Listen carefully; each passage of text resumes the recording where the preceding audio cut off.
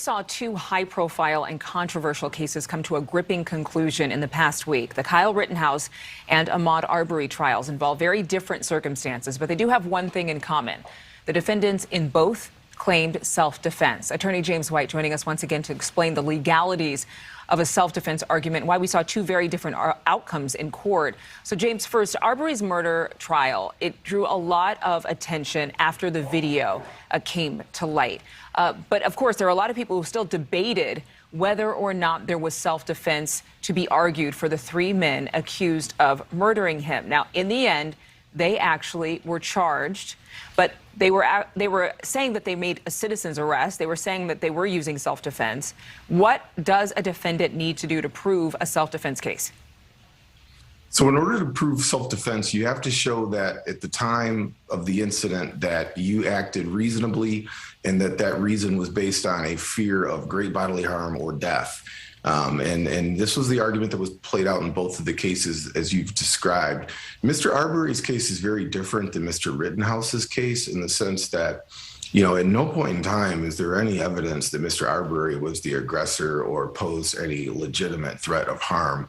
In both cases, Mr. Rittenhouse's case and Mr. Arbery's case, both defendants created the harm. They created what we call the environment of harm.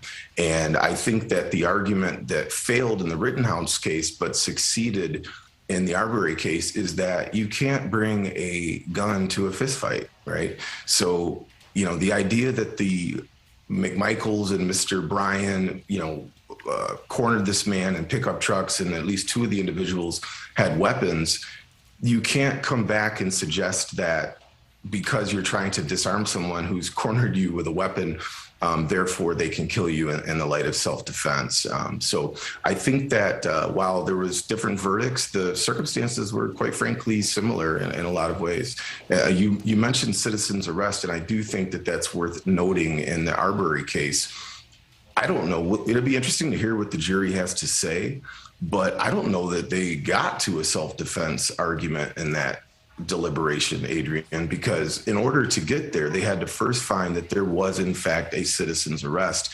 And in Georgia, at least prior to the change of the law, in order to have a citizen's arrest, there must be a crime committed in your presence, or you must have immediate knowledge of that crime. And then in addition to that, the crime has to be a felony. Mr. Arbery, at worst, was trespassing, which doesn't rise to the level of a felony, and it certainly did not happen in the presence of the McMichaels. So I suspect when we hear from the jury, you know, they may have just decided that self-defense wasn't appropriate here because they had no basis to stop or interfere with this man. Attorney James White, thank you so much for joining us, and a happy Thanksgiving to you, too. Even though we talk about these very difficult circumstances and difficult cases, we certainly hope that you and your family enjoy a break this holiday.